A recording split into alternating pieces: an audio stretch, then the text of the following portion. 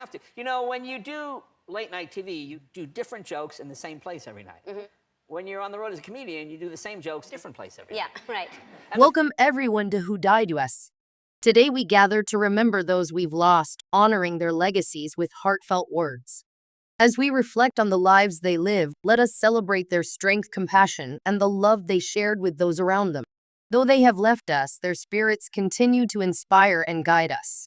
Please like, subscribe, and stay in touch with us as we continue to honor their memories and share these meaningful stories with you.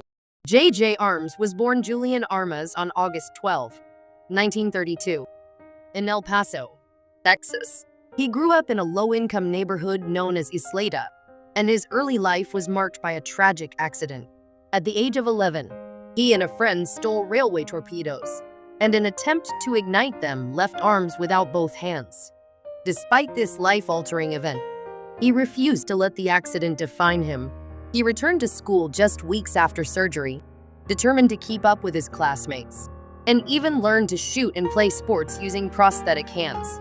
After graduating from Isleta High School at just 15, Arms pursued criminology and psychology, earning degrees through correspondence. He had a brief stint in Hollywood, claiming to have appeared in numerous films, but eventually returned to El Paso, where he began his true calling as a private investigator.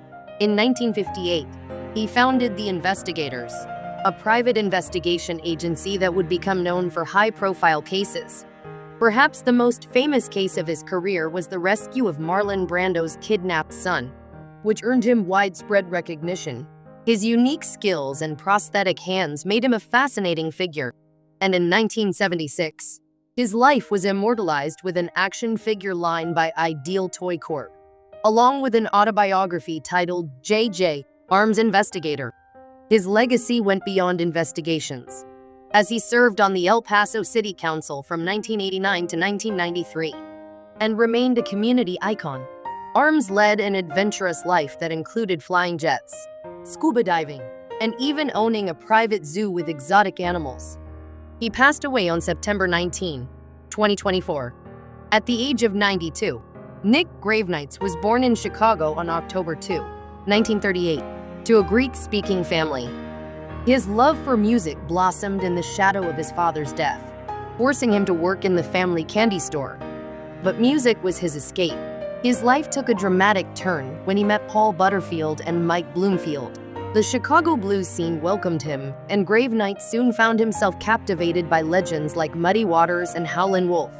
He learned to play guitar and began writing songs that would echo through generations, including Born in Chicago in the 1960s. He became a key figure in both the Chicago and San Francisco music scenes, forming the Electric Flag with Mike Bloomfield. His collaborations with Janis Joplin produced unforgettable tracks like Work Me, Lord, and Buried Alive in the Blues. He even stepped into her shoes when he led Big Brother and the holding company after her departure. Nick Gravenites wasn't just a musician. He was a storyteller with songs that gave life to heartache and joy. Gravenites spent his later years performing around Northern California. His music never stopped, but the man behind the melodies did. On September 18, 2024, Nick Gravenites passed away, leaving behind a legacy carved from blues. Florence Warner's voice was a part of countless lives, even if her name wasn't widely known. Born on March 22, 1947, in Atlanta, she became famous for her work in television commercials. Her voice was unforgettable in the Hello News campaign and countless others. In the 70s and 80s, she also collaborated on albums, including a duet with Demis Roussos. Her song Pirate was featured on the first compact disc players by Philips. On September 19, 2024, Florence passed away, leaving behind a legacy of melodies that once filled the quiet spaces of everyday life. Ruggiero was never just a metal band. They were a raw embodiment of rebellion. Born from the streets of Los Angeles, they brought the harsh realities of life to the forefront with themes of violence, politics, and narcotics. They were a mystery to the world, hidden behind masks with their leader Juan Buejo at the center. Buejo's presence was intense. His words were full of rage, and his voice was a defiant cry against the establishment. But on September 16, 2024, the rebel's heart betrayed him. During a break from their tour with Gore, a sudden heart attack struck him. The man who seemed untouchable faced his final battle. For 2 days he fought. On September 18, 2024, Buejo passed away, leaving behind a legacy of destruction, chaos, and music that gave voice to the voiceless. His death shook the underground metal community to its core. Buejo was more than a frontman. He was the soul of Brujeria. Now that soul is gone forever. The band that once screamed of death and destruction now faces their own. They mourn the loss of their leader and friend. Buejo's fiery spirit will never be forgotten. The sadness of his passing is overwhelming. Jim Cullivan was more than just a football coach. He was a man whose life spanned over a century, filled with victories and heartbreaking defeats. On September 17, 2024, at the age of 103, Jim took his last breath in Paris, Tennessee, where his journey had started. He had played for Murray State during their 1948 championship season and served as their head coach from 1956 to 1959. But his career was a roller coaster. The triumphs of his first season were overshadowed by a winless year in 1959 that led to his firing. His story didn't end there, though. He went on to touch lives at Eastern Kentucky, Appalachian State, and numerous high schools, coaching for over 4 decades. His passion for football never faded, even when life knocked him down. When he coached his 3 sons at Grove High School, his heart swelled with pride. And when the school closed, it broke him, only to be mended by his love for the game again. Retirement didn't suit Jim.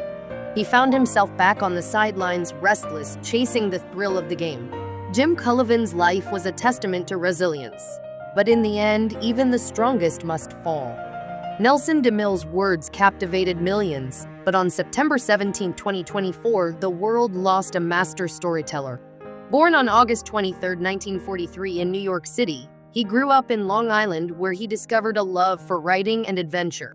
After serving bravely in Vietnam as a first lieutenant, he returned to pursue his passion for storytelling. His debut novel, By the Rivers of Babylon, hit the shelves in 1978, marking the start of an illustrious career that would see him pen unforgettable works like The General's Daughter and Plum Island. DeMille's writing was not just about thrilling plots.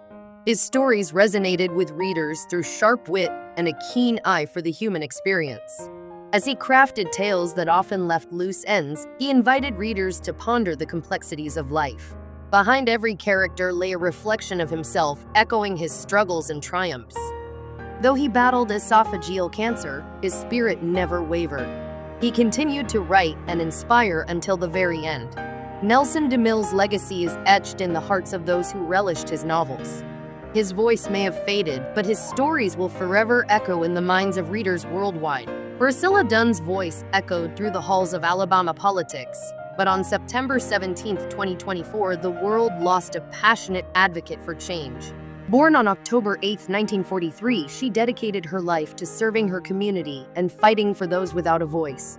Her journey began in the Alabama House of Representatives, where she tirelessly worked from 1998 to 2009 before stepping into the Senate. Dunn was not just a politician, she was a beacon of hope. Known for her unwavering stance on important issues, she made headlines in 2015 when she cast the sole vote against a controversial ban on selling tissue from aborted fetuses. Her courage to stand alone on principle exemplified her commitment to justice and compassion. As a homeless education coordinator, she understood the struggles of vulnerable populations. Dunn's heart was always with those in need. Beyond politics, she was a devoted wife to Grover and a loving mother to her daughter Karen. Her passing at the age of 80 leaves a void in the hearts of many. Priscilla Dunn's legacy will live on in the lives she touched and the battles she fought. Though she is gone, her spirit will continue to inspire future generations. In the world of entertainment, few figures shine as brightly as Jay Leno. He is more than just a comedian. He is an institution, a name synonymous with late-night television and laughter for decades. He has entertained millions with his unique style of humor and his passion for cars. But how did Jay Leno rise to become the king of late-night television? Jay Leno was born on April 28, 1950, in New Rochelle, New York. He grew up in a working-class family with a father who was an insurance salesman and a mother who was a homemaker.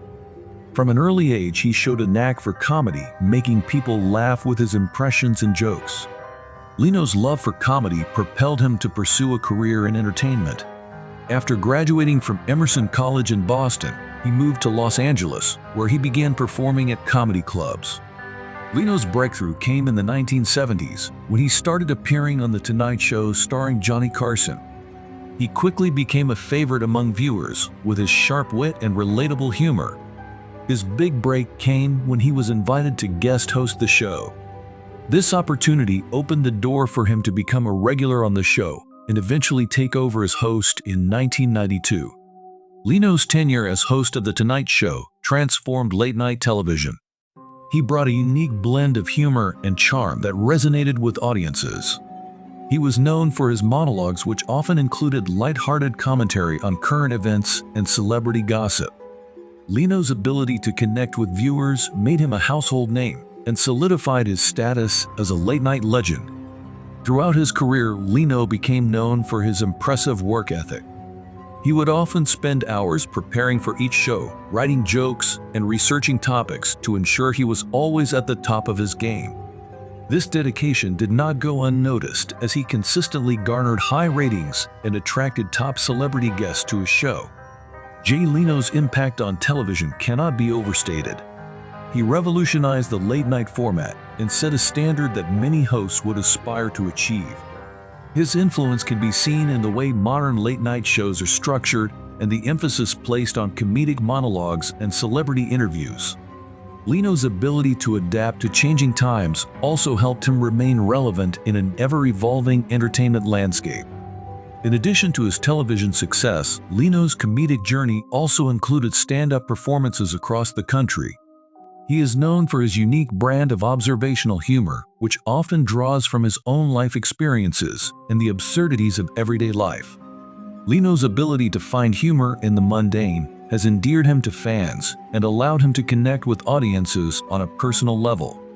However, Leno's journey has not been without its challenges. Over the years, he faced scrutiny and criticism from various quarters. His style of comedy sometimes drew backlash for being too safe or mainstream.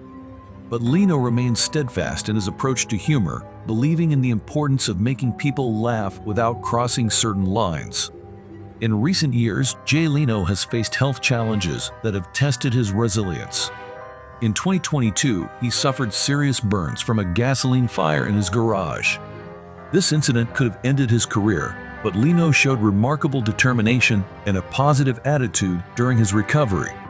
He returned to the stage just months after the accident, proving once again that his passion for comedy and performance is unshakable. Jay Leno continues to be an influential figure in the entertainment industry. He remains active, performing stand-up comedy and making guest appearances on various shows. His recent return to the stage after his recovery has been met with enthusiasm from fans who have long admired his work.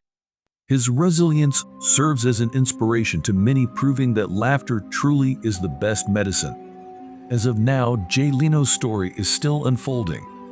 He is currently touring with his stand-up comedy act, bringing joy to audiences across the country.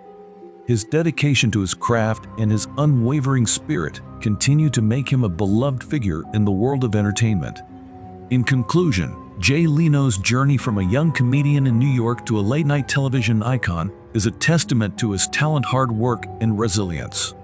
His impact on comedy and television is profound, and his ability to connect with audiences remains unmatched. As he continues to entertain fans with his unique style of humor, we can only look forward to what he will accomplish next. If you enjoyed this look into Jay Leno's life and career, please like and subscribe for more stories about your favorite entertainers. Join us as we explore the journeys of those who have shaped the world of entertainment.